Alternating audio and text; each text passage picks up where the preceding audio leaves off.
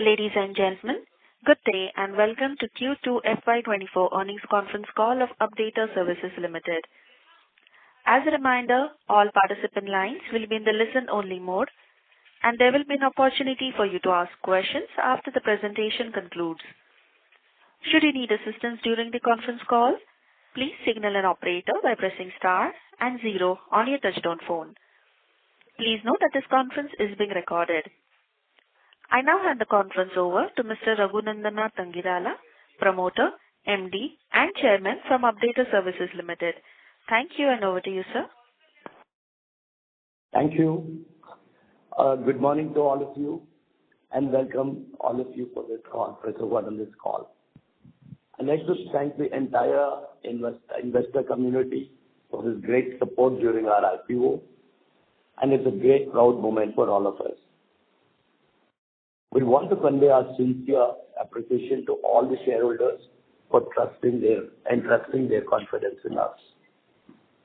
I have with me Amitabh Jaipuria, Non-Executive Director on the board of UDS. I have with me Balaji Swaminathan, CFO, and the SGA team, our investor relations advisors. I hope you all received the investors deck. If not, you can view them on the stock exchange or the company website. I would like to give you a small brief. This is the first time we are having this call on the company and the plan forward. We started operations in way back in 1990 as a piecemeal service provider like housekeeping or plumbing, catering, electrical. That was the humble beginning in 1990 when this industry or this business was not as recognized as it is today. Very few players do this, at least very few organized players. Hence, we had an opportunity to actually be the pioneers in this space. Over the years, we have evolved into an integrated business services platform present across the country in the sense we could offer our services pan-India anywhere, and across industries and businesses and service lines. We were led by a great management team, all with great kind of industry leaders in terms of experience in what we do across all the businesses. Also here, I would want to just mention about over the last 2 decades, we have also had private equity, probably the first in this space, way back in 2005 and 6. We've had New Known, the first private equity those days in 2005-6, and then after that ICICI Ventures and Motilal after that. It is just these PE investments actually strengthen the company's operations, financial and internal controls, and kind of a great corporate governance and standards for the company. I want to give you a brief on what IFM does. IFM is the Integrated Facilities Management Services. And then I will go on to the other business services, which is part of the business services platform. IFM basically is soft services, which is basically cleaning and all other soft and support services. Then we have production support services, which is basically assisting production lines, could be in warehousing, could be in material handling, could be line operations. Then we have engineering services in IFM, which is basically the MEP services, which is the mechanical, electrical, plumbing, and water management. Then we have seminar in hygiene services, which is for the washrooms, which is basically disposal of safe disposal of used sanitary napkins. We have warehouse management, which is end-to-end management of warehouse, right, from goods received to goods out. And then we have food services, which is industrial catering.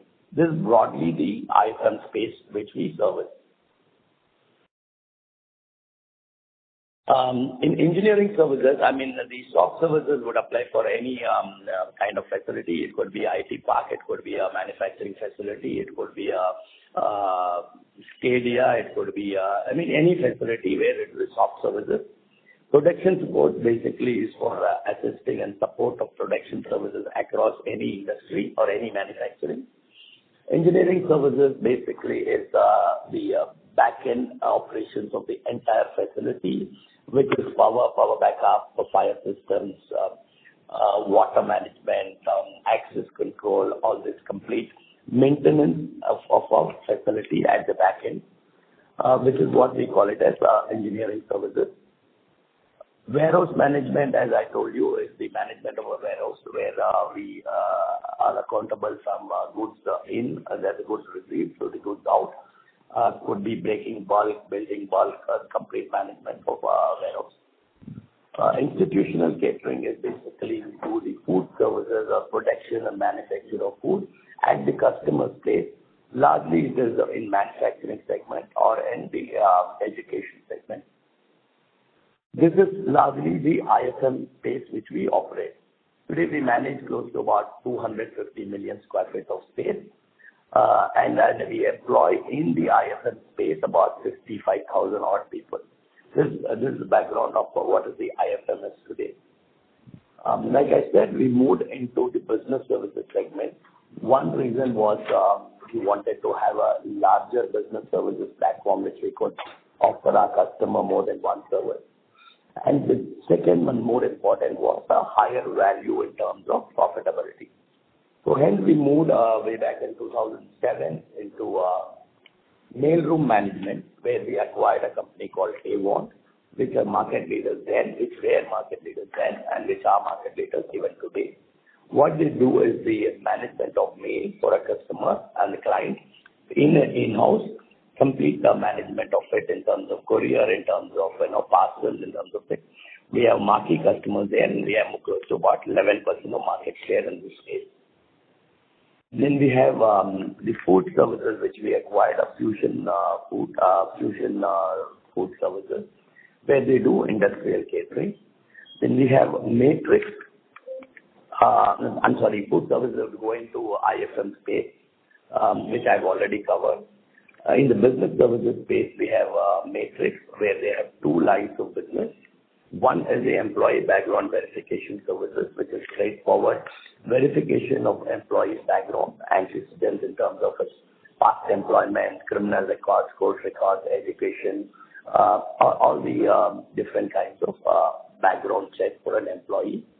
And also we have another line of business in Matrix, which is the audit and assurance business. Basically, it's a supply chain or stock audit up to a retail audit. This is what we do in Matrix. Then we have global flight handling, ground handling, which does the ground handling services today operational in 5 airports, including Pune, Vizag, Patna, Raipur, and Surat. We have another 14 airports which we have won the concession. This airport ground handling is a 10-year concession, which we started last year. The other 14 would get operational in the next 1-2 quarters. In that 14 airports, which are smaller airports, we have very potential and very interesting airports like Ayodhya and Tirupati. All these will come into operation in the next 1 or 2 quarters. The last piece is we have a sales enablement business in this business services space, which is one acquisition with Benave, which does B2B sales and sales lead generations for clients. In some cases, they complete the lead, and some cases they pass on the lead.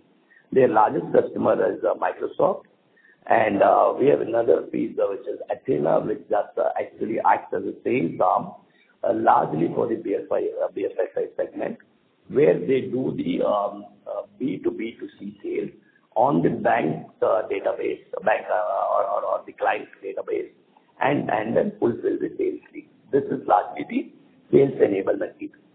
I want to mention here in all the business segments I mentioned, which is the mailroom, airport ground handling, the audit assurance, employee background verification, and sales enablement. In all these segments, we are either number 1, 2, or 3 when we acquired, and also what we are today. So we've been market leaders in this space from the day we started.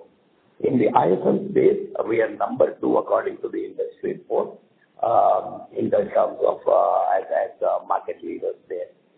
So this is largely the business.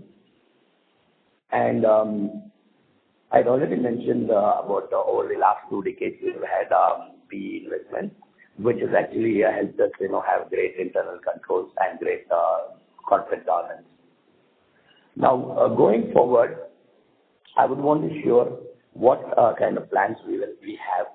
I'm constrained to give numbers, but I will definitely give you a kind of understanding of what we are, where we are and where we're going.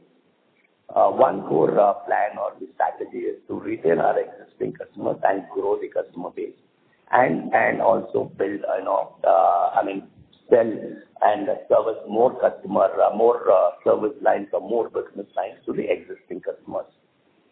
And then the new products and new services which we have within the group is what we would want to cross-sell, because today between our all the group companies, we have close to 2,000, 2,500 odd customers.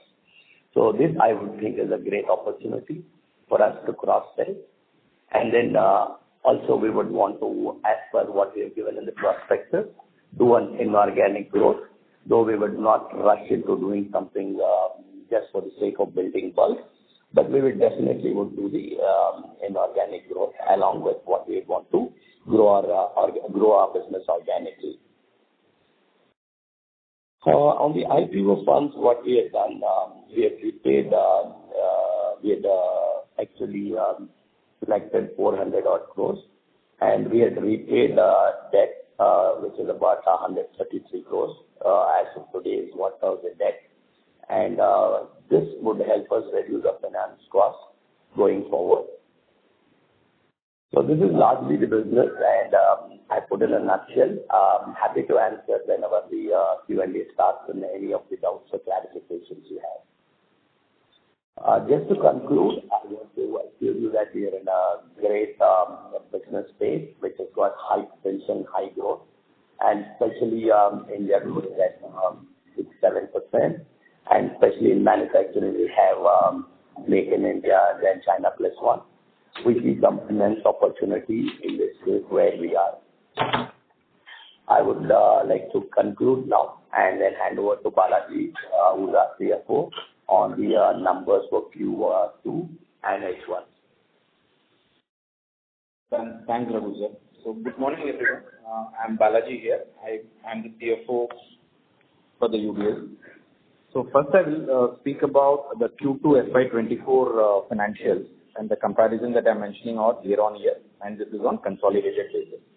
So total revenue from operations grew by 17% to 6019 million, and adjusted EBITDA grew by 4% to 403 million. And when we say adjusted EBITDA, it excludes the ESOP cost and the fair value changes, which is basically a net, because in the results that we have published, the fair value changes are appearing in 2 places. The gain is shown as part of the income, which is there on the top, and the expense is shown as part of the expenses below. Right? So these are the 2 adjustments that are done to the adjusted EBITDA.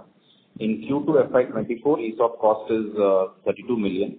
And for the year, we expect this to be closer to 110 million. And in Q2 FY24, fair value changes in liability payable or paid to promoters of acquired subsidiary is 57 million, which is net. So at a gross level, expense is about 89.83 million, and there is a gain of 32.63 million. The differential is 57.2 million. So that is what is the net impact because of the fair value change.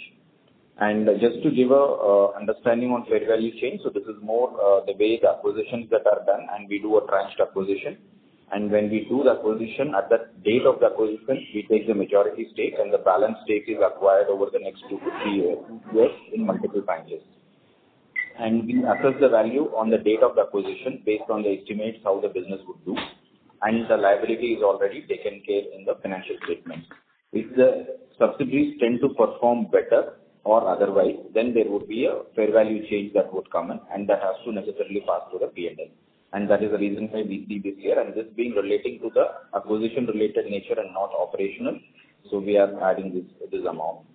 And by FY25, so today we have two subsidiaries where we have the commitment to acquire over the next couple of years. So Dene, we are at 77.7% today, including the holding through one of our subsidiaries as well, right? And this Dene would become 100% subsidiary by FY25. And Ardena is the other subsidiary where we own 57% today, and we have a commitment to buy the balance, and that would become 100% subsidiary by FY27. Adjusted PAT for Q2 FY24 stood at 197 million, and cash PAT grew by 2% to 318 million. And coming to H1 FY24 financials, total revenue from operations grew by 19% to 11,796 million. Adjusted EBITDA grew by 7% to 804 million. In H1 FY22, ESOP cost, which is an adjustment as I mentioned earlier, is 60 million, and the H1 FY24 fair value change is 89 million. Right, so this is the net number that I am talking. And similarly, the adjusted PAT stood at 399 million in H1 FY24, and cash PAT grew by 1% to 632 million in H1 FY24.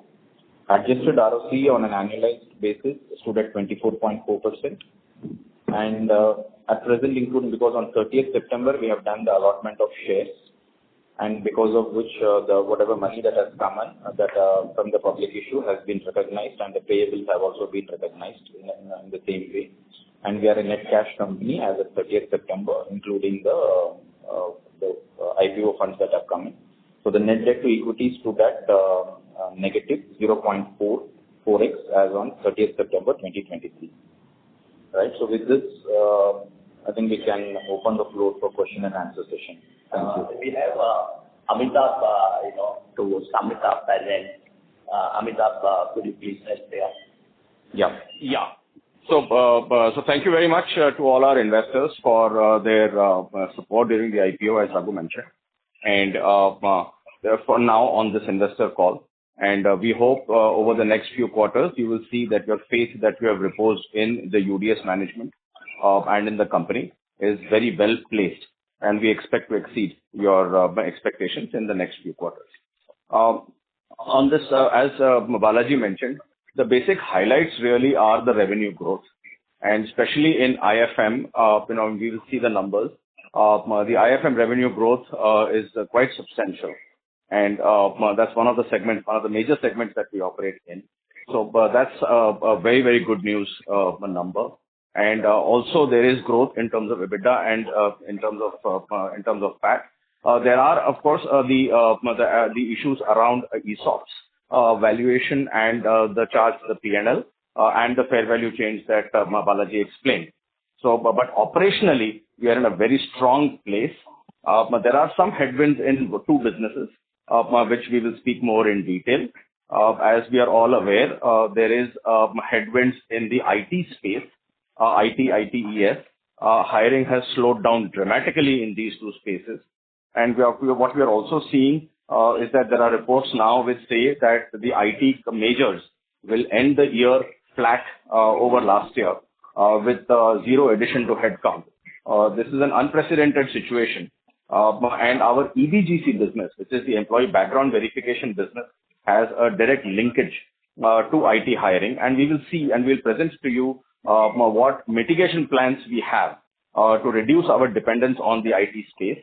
But in the EBGC space, there has been a slowdown, which has impacted our H1 numbers to an extent. The other place, which is also linked to the tapering off of COVID, and which we had explained to many of you who attended our IPO roadshows, that there was a unique opportunity to create some revenue and EBITDA during the COVID period and during the tapering off of the COVID period in our Avon business, and which also now has fully played out. And therefore, now what we have is our Avon business is also a steady state business.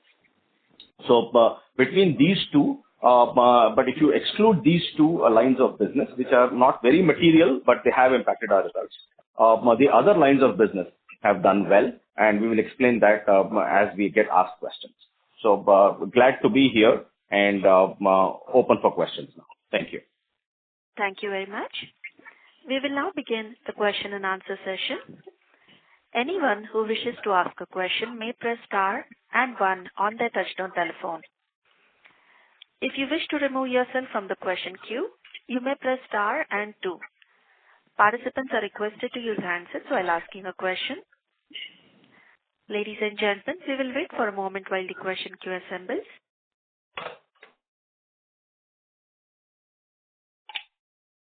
We have a first question from the line of Ashwini Agarwal from Demeter Advisors LLP. Please go ahead. Good morning, team. Thank you for the opening remarks, which were quite useful for us to get a complete understanding of what these businesses are all about. The question I had was that when I look at cost of services and other raw material line, which is on page 7 of your presentation, on a year-on-year basis, that line has gone up by 40%, whereas your revenue growth is just 17%. And, while the adjusted EBITDA, et cetera, is fine, this is the line which is causing a significant pressure on what I would call the operating adjusted EBITDA number. And this is in spite of the fact that your BSS revenues on a year-on-year basis for the quarter have grown quite well. And that is apparently, the more profitable business. Obviously, some things I'm not getting this. So if you could help me understand this, that would be very good. Yeah. So this is Balaji here.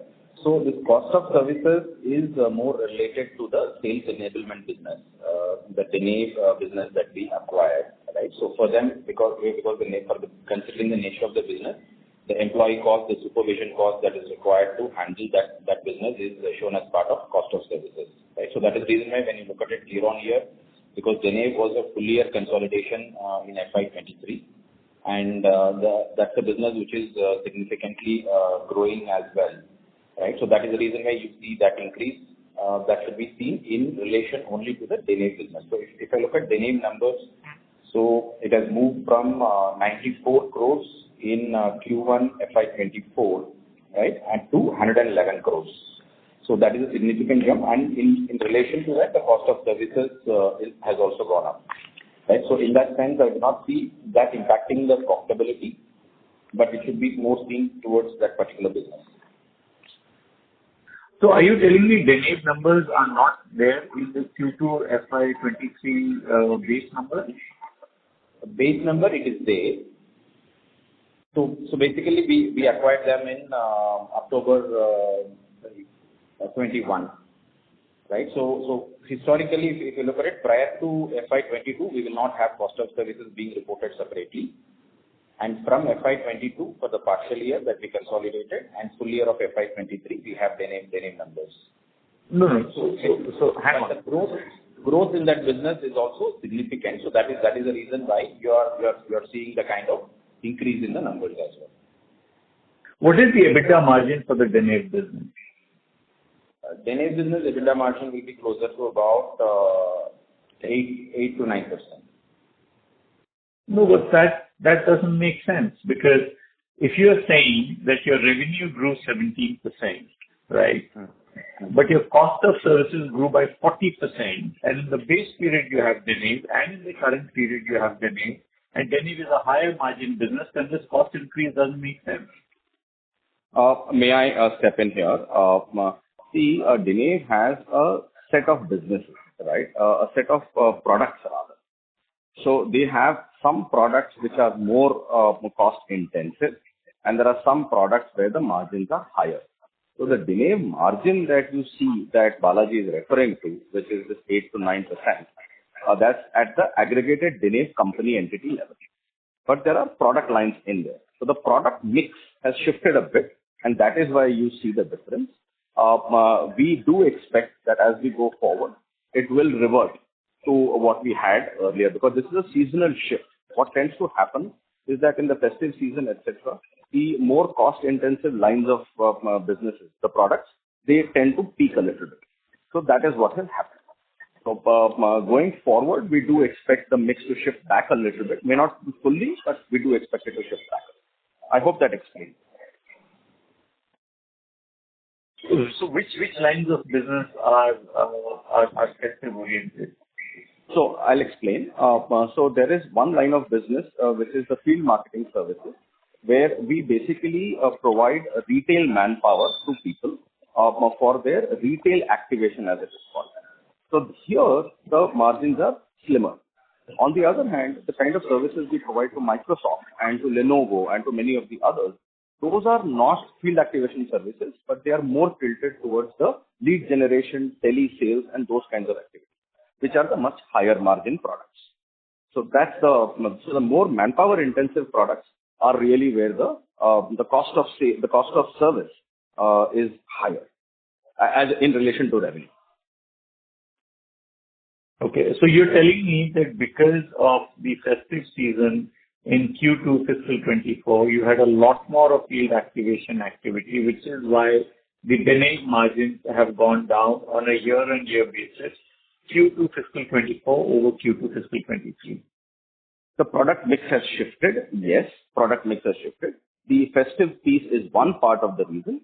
There are other shifts as well. But basically, there are 5 products that we have over there. Okay, one of them is this manpower, the retail activation piece. So when the retail activation piece goes up, then what tends to happen is that the cost of service tends to increase. Okay. My second question is on ESOPs. You said that the ESOP cost for fiscal 24 is going to be about 11 crores. Could you just guide us as to what this number is going to be for fiscal 25-26? 25-26, this number should come down because the way the ESOP accounting is, it gets front-ended because all the tranches will have the spread from day one, right? So from a number perspective, this should be closer to about 6-7 crores in FY25. And further lower in fiscal 26?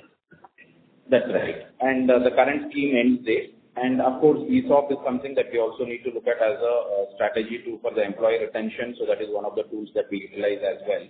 So for the current tranches that we have, so this is the kind of charge that would come into the P&L. And may I ask, what would be the ESOP pricing strategy for future issuance? Would that be closer to market price, or that would also be at par? What are you thinking? No, historically, we have been using, so the current tranche that we are talking is also closer to the market prices at that time based valuation that we have done is done. So we have not given at par. So go forward also, I think the similar strategy we would do, but what kind of a discount that we need to give it to the employees from the market price is something that we would take a call to the NRC and the board at that point of time. See, if I can again just add a comment here, there are two things that are happening here. One is that in general, the idea is that the management compensation, ESOP is a part of management compensation, should be aligned with the incentives should be aligned with our investor incentives. So therefore, the kind of discounts that have been given to employees in this largest round of ESOPs is actually zero. Because we issued shares at 300, the ESOP pricing is very, very close to that, right? So, and going forward also, incentives will be aligned because we believe that's part of ethical governance. The other part is that in some cases, to attract talent, if there is a different scheme that is announced, then there will be a clear rationale, and in any case, all shareholders vote on ESOP plans, right? So, but our theory in general has been to align incentives with all stakeholders, which primarily includes investors. Okay. Thank you so much. All the best. I'll come back in line for more. Thank you. Thank you for your incisive questions. Thank you. Ladies and gentlemen, to ask a question, please press star and 1 on your phone now. We have our next question from the line of Kirti Jain from Bandhan AMC. Please go ahead. Good morning, sir. Good morning. Jain, can you speak louder, please? Yeah. Sir, thanks a lot for the opportunity. My question is with regard to over next 3 years, what is the kind of growth do you see for our company, and what is the sort of vision you have for our company? If you can enlighten investor community, that would be great, sir. I'll take this.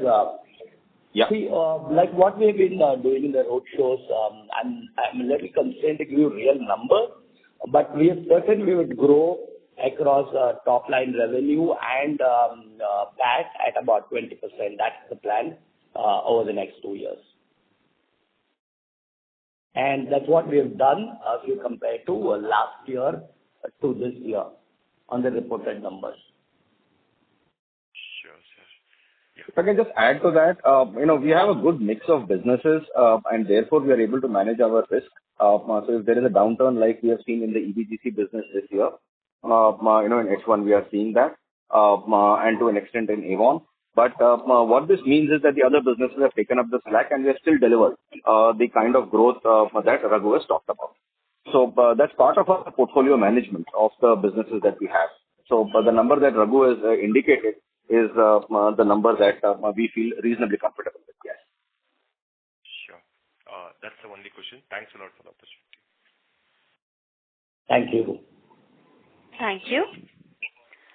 We have our next question from the line of Atul Mehra from Motilal Oswal Asset Management. Please go ahead. Hi, good morning, and thanks for the opportunity. Sir, just extending on the previous question. So basically, we did about 85 crores of adjusted PAT last year.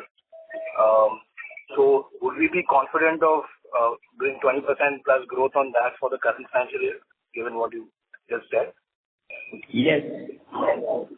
That would mean close to about 100 odd crores. So basically, for the current year, we can look at about 100 crores of adjusted profits. Yes, that's for March 24. March 24. And sir, given these adjustments that we have on fair value and ESOP, so on a reported basis, this can lead to basically about 20 to 25 crores of in terms of difference between adjusted and reported PAT. Yes, it could be closer to 70 crores of reported PAT and 100 odd crores of adjusted PAT. Got it. And, I do want to say that this is not formal guidance that we are issuing. So that is something that we should clearly align on. This is not formal guidance, but yes, this is indicative because we have just listed. So formal guidance, we will start issuing at a later date, not on this call. No, absolutely. I'm just going by whatever we have numbers for H1. Yeah. And we're just extrapolating that. Okay. You are absolutely right. It's not a formal guidance, but we are confident of these numbers because we are almost at the end of Q3. Yeah, right. Makes sense. And so secondly, going forward, the next financial year, given we have the IPO proceeds and so on and so forth, and I would expect there would be a margin improvement as well in the next financial year. So next financial year, should we be closer to 140, 150 crores in terms of adjusted PAT? Those are your numbers. We will, but yes, we do expect your numbers, but definitely that's our plan. Probably even exceed that. But they are your numbers, but definitely that is the plan. Right. And just on the similar note, in terms of first half, we have seen margin deterioration. So what are the signs that you're seeing on the margin front currently? Are you seeing any signs where you're already seeing margin improvement happening in the second half of the year? If you can guide a little bit on the margin front. Yeah, Balaji, can you say the margin actually is that's why between H1 and H2 would be. When we look H1 FY23 versus H1 FY22 on an adjusted basis, from 7.6% adjusted EBITDA has come to 6.8%. Right. So this is primarily, I think, two things that as Amitabh mentioned earlier. So one is the matrix impact that is having, and similarly the Avon which was there at that time. So when you look at quarter on quarter, it is more or less similar. So 6.9 and 6.7. And here I would say the marginal decline of 0.2 is mainly because of the IPO expenses to the extent of about 80 lakhs which have been debited into Q2, which we have not called out as an adjustment, which is just part of the numbers that are reported. So that way, I think the 7% is something which would continue to further. It It will not go down. And of course, there is only an upside when the IT recruitment goes up. Got it. And one in terms of further inorganic, what are the spaces that you are looking at this point in time? Will it be more in the sales enablement, or if you can talk a little bit about what are the target areas from an organic perspective going forward? So, Raghu, may I do that? May I take it? Yeah. Okay. So, like we said during the IPO, we have three basic platforms, right? And we have three niche businesses. So the three basic platforms are IFM, they are audit and assurance, and they are sales enablement. So sales enablement and audit and assurance clearly is part of the BSS vertical, and that is where we expect most of our acquisitions to happen. The IFM is not an acquisition-led platform. IFM is a platform that we have built from scratch, and we expect that to continue. We do not need any acquisitions in that space. As far as the sales enablement and audit and assurance spaces are concerned, we like those spaces. Margins are good in many product lines over there. They are more tech-oriented, and they're far more defensible because the kind of relationships and the value that you add to customers is far, far higher. So those are the spaces that interest us. Within audit and assurance, the areas of certification, testing, those kinds of areas which are pure value add services, those are the kind of areas that interest us. So margin accretive is what we have said. We have also talked about our model of acquisition and the theory that underlines that, and that is exactly what we will continue to pursue. So they will have to be margin accretive. They will have to be synergistic to what we do. They will have to be such that we are able to cross-sell to our existing customer base. And they are something where we are very comfortable with the promoter who runs those businesses, because our model is that the promoter then becomes part of the UBS management family and basically helps run the group. So those are the aspects that we will continue to look at. Got it. Thank you and all the best. Thank you. Thank you. A reminder to participants to press star and 1 to ask a question.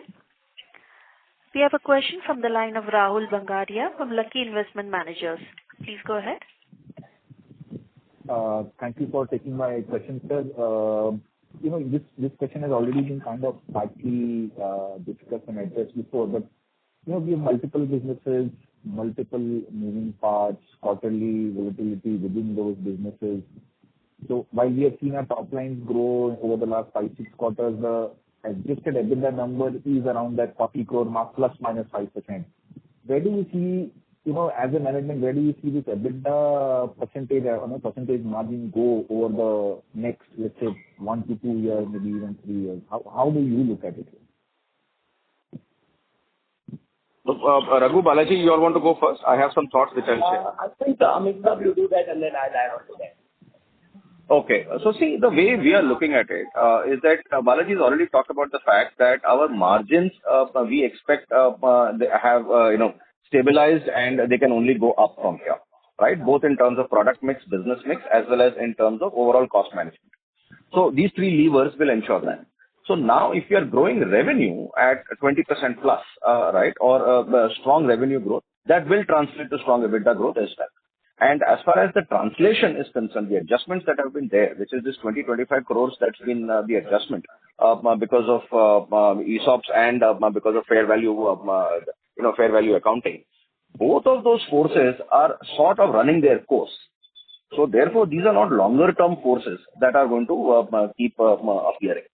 And because going forward also our acquisitions now, as part of the objects, we have talked about the fact that we have 80 crores odd, right, for acquisitions. So we don't expect the acquisitions to be, very, very large acquisitions, which then become difficult, etc. So that's anyway not part of our strategy, right? So therefore, margins will improve, is what we have talked about. We have also talked about the fact that revenues growth will be strong, and therefore we believe that translation will happen. Right. Yeah. Okay. Thank you. Just to add to that, is what I answered earlier. We would definitely target, plan, and are confident to do a 20% year-on-year, since you asked what we will be looking at the next 2 years. 20% in what we have done in March 23. We would do a 20% across PAT or across revenue over the next 2 years. That's the plan. Right, sir. Thank you. Thank you. Again, not formal guidance. I just keep adding that. Sure, sir. Right. Okay. Sure. Right. Okay. Thank you. Thank you. Ladies and gentlemen, to ask a question, please press star and one on your phone now. We have a question from the line of Asin from DM Capital Advisors. Please go ahead. Yeah, congratulations on your IPO and successful listing. I have two related questions. So firstly, can you just, talk about how the receivable cycle will trend from current levels over the next 2 years and what that should do to the ROC level? And also, if you can break down the receivables and ROC profile for both the IFM and the business services segments. Yeah, sure. Balaji, can you just become the ROC and the receivable? What is the current and what will be like next year? The Over segment wise. Yes, the receivable profile, if you look at it pretty much on both IFM and BSS, it remains more or less similar, barring one or two businesses where the collection is slightly much earlier when we look at the sales enablement part of Asina. Right. So overall, we expect the receivables to be closer to about 85, 86 days kind of a number that we have, and similarly what we have given in the prospectus also how this is going to move forward. Right. With the business growing in, we would expect a decline of about 3 or 4 days that we could save on the receivable part. Right. So that is where we see an efficiency that would come in. But again, most of the clients now we do not have, unlike other businesses like staffing, we do not have collect and pay. So it's all pay and collect that we follow. So that is on the receivable part. Right. Coming on to the ROC, so we look at ROC at a total level because the capital employed also includes the money that we have paid for the acquisitions, right? So that way, splitting it into two separate businesses and looking at it might be different from what I've paid for acquisition, because there is a lot of intangible that is also sitting, which is forming part of the capital employed that I need to allocate and then look at it. So then it would vitiate. Either what I should do is, without having these acquisitions, I should look at pure on an operational basis, but that may not be the right way to look at it because capital has been employed towards that. Right? So at a company level, so for H2 annualized, if you look at it, we are at 24.4% is the ROC that we have reported. Got it. And so I saw the H1 ROC in the presentation that's adjusted for ESOP cost, right? ESOP and the M&A fair value thing? That's right. Okay. Okay, so thanks a lot. Thank you. We have our next question from the line of Mukul Garg from Motilal Oswal Financial Services. Please go ahead. Thank you so much. I just wanted to ask about the current environment in the facility management business. Two of your peers have reported over past few weeks, both indicated that they are kind of doing account rationalization to improve profitability in the space, and hence the growth has moderated a bit. Even your growth this quarter was, in single digits. So can you just help us understand what is really going on in the space? Should we expect growth to accelerate as especially technology, companies see people come back to office, and how should we look at the profitability in the facility management business this year? Yeah. Raghu, you want to take that or should I? You can I'll add on that. Yeah. So, Mukul, great question, right? So there are two things that are happening here, and they're slightly contradictory forces that we are seeing. But so one clearly is that people are getting back to office. There is a strong demand for office space. In fact, it's accelerating as we are seeing from the realty numbers that get published by the industry. So, and there is strong absorption of realty, right? You're also seeing the GCCs that are coming in. So even though there is a slowdown in the IT sector in terms of hiring, but the demand for A-grade office space continues to be very strong. Demand for warehousing space and industrial space is accelerating, right? Those are the areas that we are strongest in. So one is that there is strong demand. So therefore, we expect that the facilities management business should continue to grow. That is one part of it in terms of volume. The other part of it in terms of account rationalization that some of our peers may have announced. Each one of us follows, of course, our own strategy. But our customer portfolio, right, is a balanced portfolio. So we have some very large customers. We have talked about our customer concentration numbers. They are available, right? So we have some very large customers like Microsoft, like P&G, and some of the others. We also have customers that are smaller. So we balance the two because they are required, because the smaller customers actually get grown, right? They have the maximum potential to grow. So that is one part of it. Second part of it is that many smaller customers also tend to be slightly higher margin businesses, upfront. Of course, there is a cost of service, but they tend to be slightly higher margin. So there is a balance that you do in terms of what you can service profitably and what you cannot service profitably. We constantly do this. So we don't do this on an annual basis or whatever. This is a constant exercise that the team does in terms of balancing its customer portfolio from the perspective of profitability and from the perspective of our ability to serve that customer. So I hope that answers you. Right. So, Amitabh, just to follow up on that, when you look at the growth this quarter in IFM, it kind of felt a bit muted. Was it something, which we should kind of think about for the year ahead, or was there some seasonality involved? So at present, I wouldn't extrapolate this to the year, and I would wait for 2 quarters to see if it actually solidifies into a bit of a trend. Right now, we don't see reasons to believe that it's a longer term trend. Amitabh, I just want to add here, since this question is very specific for Q1, Q2. We've taken a conscious call. We had, at the beginning of this year, close to about 6% of our business or revenue top line was from government business. In the sense, directly government business, which was close to about 6%. This last quarter, partially, and this second quarter partially, we have exited those government business. Today, our government business stands at about 3% or less than 3%.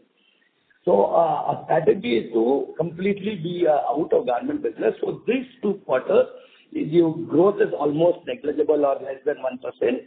But going forward, the next 2 quarters, we will catch up. And overall year growth, if you look at last year, that is FY23 to FY24, we would still clock close to that 17-18% growth.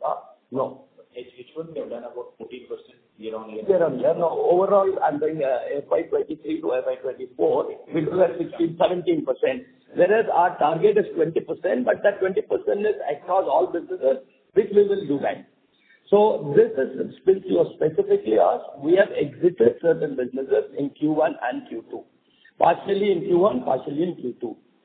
So this we will make it up, but at the end of the year, so this is something which you should look at it as a small aberration for these 2 quarters. But if you look at FY23 to FY24 revenue-wise, we will do that 17%. And we will maintain that between 4.5% to 5% of EBITDA.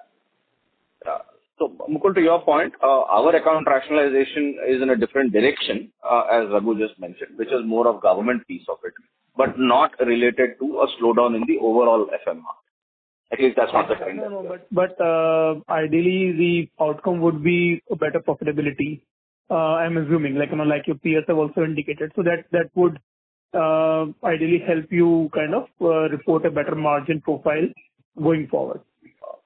Yeah, that depends on specific accounts. So, but yeah, I mean, that could be an expectation. But that would depend on specific accounts, because some government accounts are not necessarily low margin. We exit them because of other reasons also. That's right.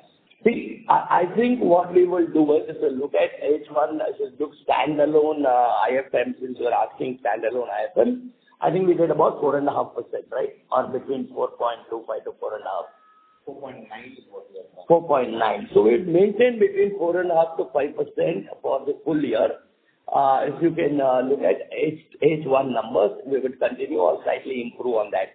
Now, if you compare that with peers, which you said already in the beginning, I don't know how they will fare, but we still think we are industry leaders in this IFM space in terms of profitability and in terms of profitability at least. Sure. No, that's really helpful.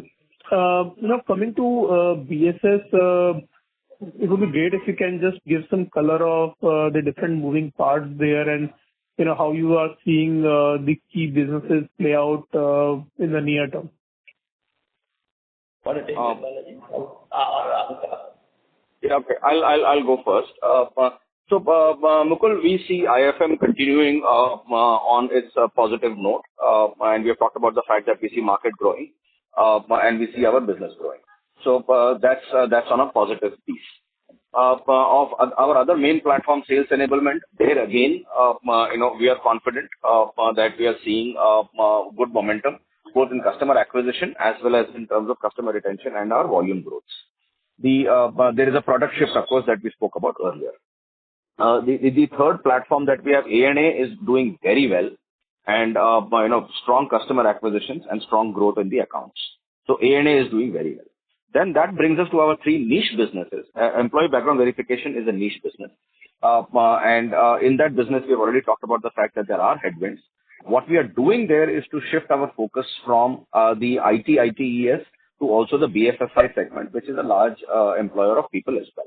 So, and we expect that move to start paying off even as the IT industry starts recovering a bit in terms of hiring.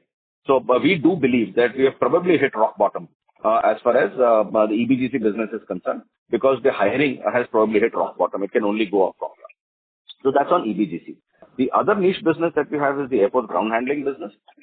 There, Raghu's already given commentary in the beginning to say that our newer airports should come online. And as they start coming online, the revenue and the profit margins, the EBITDA margins, will clearly start looking up. So that's the second niche business that we have. The third niche business that we have is the mailroom management business, Avon. And there again, the bump that we got because of the COVID asset movement business, that has tapered off.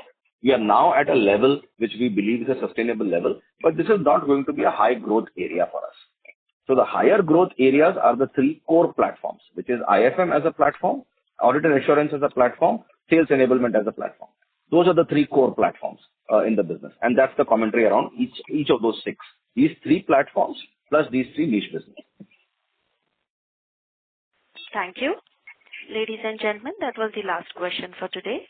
I would now like to hand the conference over to the management for closing comments. Over to you, sir. Thank you, all of you. Really been a great pleasure talking to all of you. This has been our first call since we invested just about a month back. I'm really grateful, thanks to all of you who participated, and look forward to your support. Amitabh would request you to close it. Thank you, Raghu. So thank you very much to all the investors for being on the call today. And we are deeply appreciative of your faith in us and in the management's capability to execute its strategy, which we have articulated. We believe that faith is very, very well placed, and we expect that we will not only meet, but expect to surpass your expectations. And we will continue to govern the company with the highest ethical standards of governance that we have displayed in the past and that we expect to continue to display well into the future. Thank you very much. Thank you. On behalf of Updata Services Limited, that concludes this conference. Thank you for joining us, and you may now disconnect your lines.